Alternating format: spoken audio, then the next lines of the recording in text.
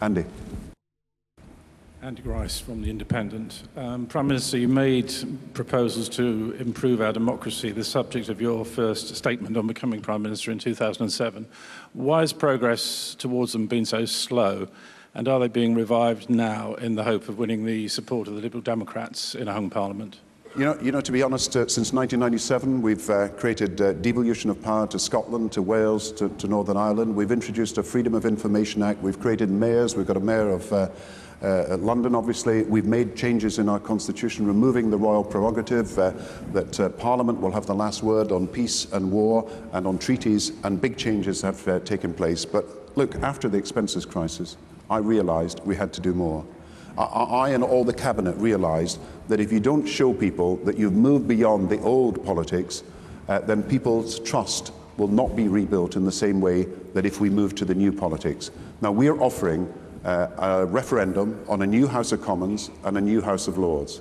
We're also offering the right of recall for MPs who misbehave and are dealing in corrupt practices, but Parliament doesn't act. And we're offering a right of redress to the people of this country. I accept that this is the boldest constitutional reform this country will have seen for a century. And I accept that one of the reasons for it is that we must rebuild the trust that people have in the politics and the public service that is given in this country. But I believe it's the right thing to do, and as I've said before, I wouldn't like to go back to Downing Street without a mandate to deliver that fundamental change that rebuilds the bond of trust between the people and the government. And I'm doing this for reasons of principle, not for any reason to do with any expedient relationship with any other political party.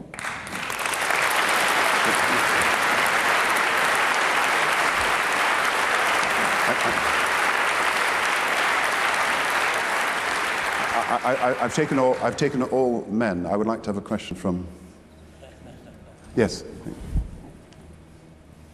Thank you. Prime Minister, in your speech just now, you said that you want to build a bigger middle class. And when you launched this campaign, you said that you came from a middle class family. Is Labour now the party of the middle classes? We are the party of everybody on middle income and modest incomes in this country. And we are determined to give them the best deal possible. I cannot see how you can go to a modern election, as the Conservatives are doing, and propose an inheritance tax cut for the 3,000 richest estates in this country at a huge expense, giving them £200,000 each, while 8 million of 12 million married couples that they promised a marriage tax allowance to are not even going to get that married couples allowance.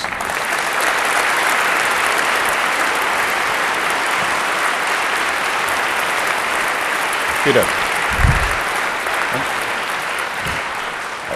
So yes, we are the party of middle income and lower income Britain. We are the party appealing to middle class voters in every constituency of this country.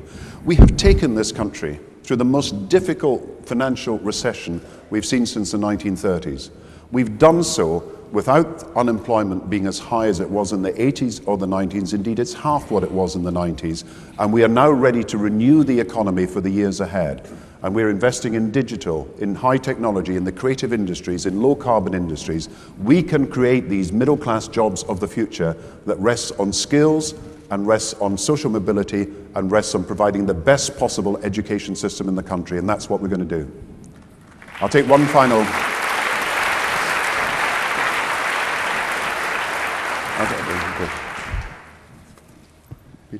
Neil Patterson, Sky News. Prime Minister, you're fond of saying that yours is the only party with big ideas, that yours is the only party with fresh thinking.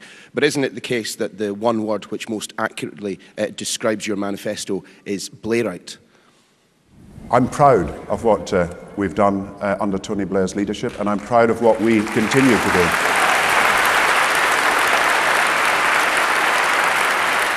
But you know, this is a manifesto about the future. It's about the changes that we need to make in our country for the years ahead. We're looking forwards. We're looking to the challenges that every country has got to meet and how Britain uniquely can be best equipped to meet these challenges. So take public services. We want reforms that create public services personal to people's needs, where people have the trigger in the health service or in schools or in the policing to get the best service possible. Take the economy. We don't take the conservative view, you walk away from industry. We say, help us create a digital economy. We'll work with business to do it. We'll work with the creative industries. We'll work with biotechnology and science. We'll work with the low-carbon industries to create a better future for this country. So at every point, whether it's politics and new politics, or whether it's the new economy of the future, or whether it's the renewal of our public services, a transformation to make them personal to people's needs, we're thinking all the time about the future. We're in the future business. That's how the Labour Party approaches the challenges of today. We're thinking and planning and equipping this country for the future. Thank you all very much.